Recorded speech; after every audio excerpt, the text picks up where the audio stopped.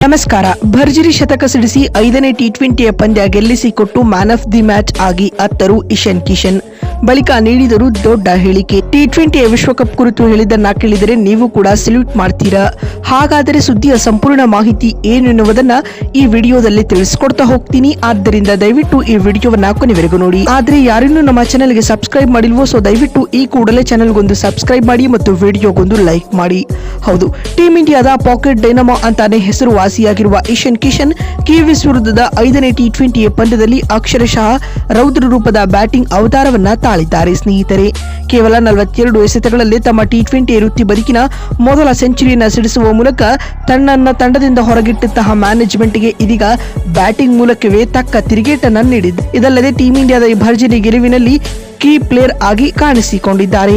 ಇನ್ನು ಇದಕ್ಕೂ ಮುನ್ನ ಈ ಒಂದು ಪಂದ್ಯದಲ್ಲಿ ಟಾಸ್ ಗೆದ್ದು ಮೊದಲು ಬ್ಯಾಟಿಂಗ್ ಮಾಡಿದ ಟೀಮ್ ಇಂಡಿಯಾ ನಿಗದಿತ 20 ಓವರ್ಗಳಲ್ಲಿ 5 ವಿಕೆಟ್ ಕಳೆದುಕೊಂಡು 271 ರನ್ಗಳ ದೊಡ್ಡ ಮೊತ್ತವನ್ನ ಕಲೆ ಹಾಕಿತು. ತಂಡದ ಪರ ಓಪನರ್ಸ್ ಗಳನ್ನ ಬಿಟ್ಟರೆ ಇಶಾನ್ ಕಿಶನ್ 103 ಮತ್ತು ಸೂರ್ಯಕುಮಾರ್ ಯಾದವ್ 63 ರನ್ ಬಾರಿಸಿ ಟಾಪ್ 2 ಸ್ಕೋರರ್ ಎನಿಸಿಕೊಂಡರೆ ಹಾರ್ದಿಕ್ ಪಾಂಡ್ಯ 42 ರನ್ಗಳ ಕ್ಯಾಮಿಯೋ ಇನ್ನಿಂಗ್ಸ್ ಆಡಿದರು.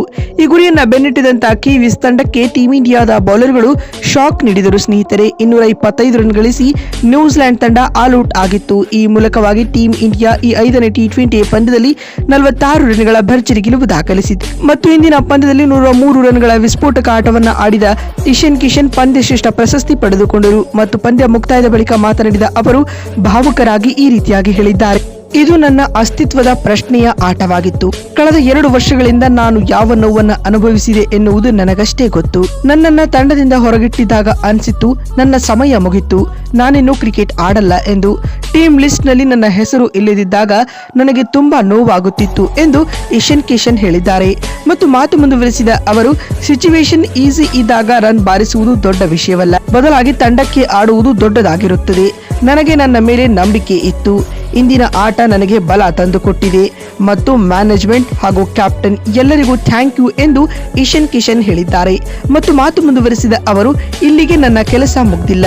2026ರ ಟಿ20 ವರ್ಲ್ಡ್ ಕಪ್ ನಲ್ಲಿ ನನ್ನ ಬೆಸ್ಟ್ ನೀಡಿ ಟೀಮ್ ಇಂಡಿಯಾಗೆ ಕಪ್ ಗೆಲ್ಲಿಸಿಕೊಡುವುದೇ ನನ್ನ ಕನಸು ಎಂದು ಹೇಳುವ ಮೂಲಕ ಸೆಲ್ಯೂಟ್ ಮಾಡುವ ಸ್ಟೇಟ್ಮೆಂಟ್ ಅನ್ನ ಇಶಾನ್ ಕಿಶನ್ ನೀಡಿದ್ದಾರೆ. ಮತ್ತು ಮಾತು ಮುಂದುವರೆಸಿದ ಅವರು, ಈ ಆಟ ನನ್ನ ಕ್ರಿಕೆಟ್ ಕರಿಯರ್ಗೆ ಹೊಸ ಆಯಾಮವನ್ನ ತಂದುಕೊಟ್ಟಿದೆ ಮತ್ತು ಇದನ್ನ ನಾನು ಕಂಟಿನ್ಯೂ ಮಾಡಲಿದ್ದೇನೆ. ಯಶಸ್ಸು ಯಾರಿಗೂ ಸುಲಭವಾಗಿ ಸಿಗುವುದಿಲ್ಲ, ಎಫರ್ಟ್ ಇಂಪಾರ್ಟೆಂಟ್ ಆಗಿರುತ್ತದೆ ಎಂದು ಇಶಾನ್ ಕಿಶನ್ ಹೇಳಿದ್ದಾರೆ. ಮತ್ತು ಮಾತು ಮುಂದುವರೆಸಿದ ಅವರು, ನಾನು ಮೈಲ್ ಸ್ಟೋನ್ಗಳಿಗಾಗಿ ಆಡುವುದಿಲ್ಲ, ಬದಲಾಗಿ ತಂಡದ ಗೆಲುವಿಗಾಗಿ ಆಡುತ್ತೇನೆ.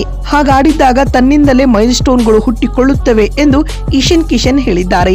ಮತ್ತೊಂದು ವಿಡಿಯೋದಲ್ಲಿ ಸಿಗ್ತೀನಿ. ಅದೇ ರೀತಿ ನಿಮ್ಮ ಪ್ರಕಾರ ಈ ಬಾರಿಯ ಟಿ20 ವರ್ಲ್ಡ್ ಕಪ್ ನಲ್ಲಿ Ishan Kishan as A opener ಆಗಿ ಆಡಬೇಕು ಅಥವಾ ಇಲ್ಲವೋ ಎನ್ನುವುದನ್ನ ಕಾಮೆಂಟ್ ಮಾಡಿ. ಧನ್ಯವಾದಗಳು.